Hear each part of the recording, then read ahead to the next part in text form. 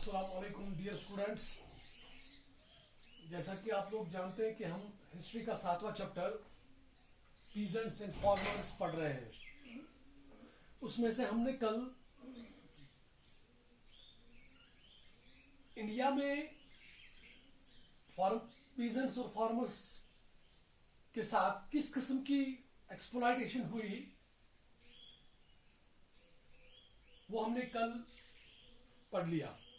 उसमें हमने देखा कि कैसे इंडिगो एंड ओपियम क्रॉप जो था, these two commercial crops were largely grown in India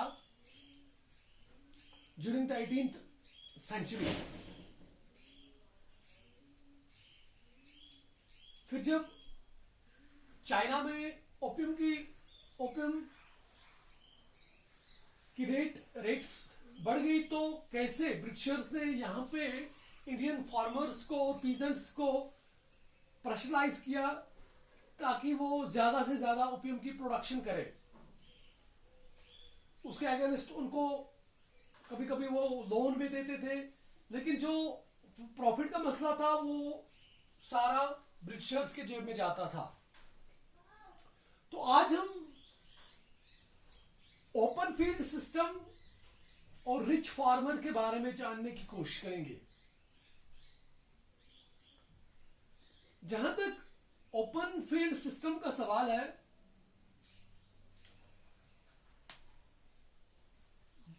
गांव में जो जमीन हुआ करती थी उस पे कोई पार्टीशन नहीं हुआ करता था।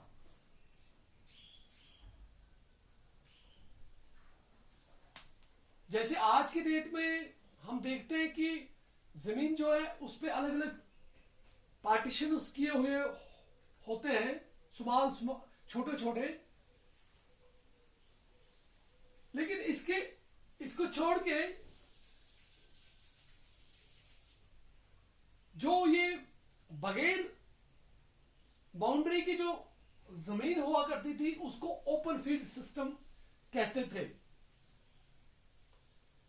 जैसे मैंने आपको प्रीवियस टाइम पे बता दिया कि गांव के बाहर जो जमीन हुआ करती थी, लोग उसी पे कल्टीवेशन लोगों को उसमें छोटे छोटे टुकड़े दिए जाते थे, वो लोग उस पे कल्टीवेशन करते थे, जो रिमेनिंग लैंड जो थी उसको एज ए कॉमन लैंड समझा जाता था।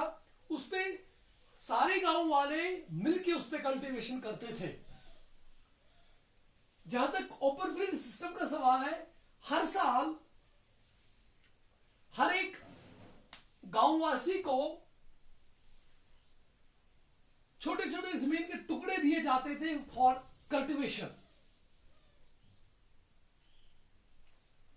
और जो बाकी जमीन रह जाती थी वो एज ए कॉमन लैंड रह जाती थी।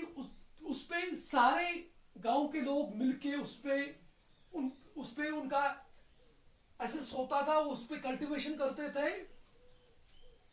तो ये था ओपन फील्ड सिस्टम। अब यूं समझिए कि गांव में जो वो वाली जमीन जिस पे कोई बाउंड्री नहीं हुआ करती थी, जिस पे पूरे गांव के लोग मिलजुल के जिस पे कल्टीवेशन करते थे, उसी जमीन को ओपन फील्ड सिस्टम कहा जाता था। और जहां तक रिच फार्मर का सवाल है, rich land owners were probably the only section of the society that were not happy with the concept of common lands. ये वो एक तबका था सोसाइटी का, ये रिच फार्मर जो थे या रिच लैंड ओनर्स जो थे, यही वो एक तबका था सोसाइटी का जो कि कॉमन लैंड के कॉन्सेप्ट से खुश नहीं थे, क्योंकि कॉमन लैंड की वजह से वो लोग ज्यादा से ज्यादा जमीन पे कल्टीवेशन का काम नहीं करा सकते थे। इससे क्या होता था, इससे उनको लगता था कि हमें ज्यादा इंसेंटिव्स नहीं मिल सकते हैं। लेकिन आखिरकार वो लोग ये चीज समझ गए कि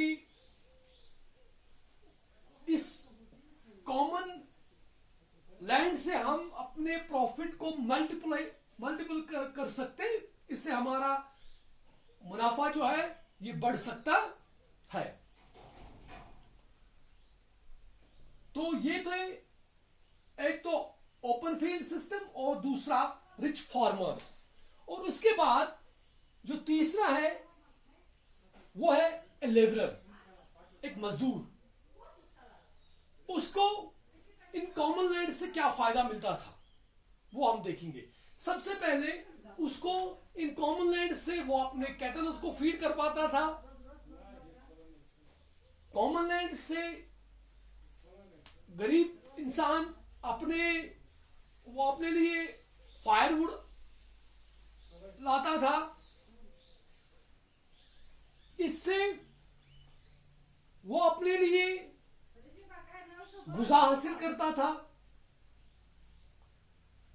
तो इस कॉमन लैंड का अगर देखा जाए तो ज्यादातर फायदा जो था वो एक मजदूर को था। तो आज के लिए इतना ही। कल हम इस टॉपिक को, इस चैप्टर को और आगे लेके चलेंगे। तब तक के लिए खुदा हाफिज।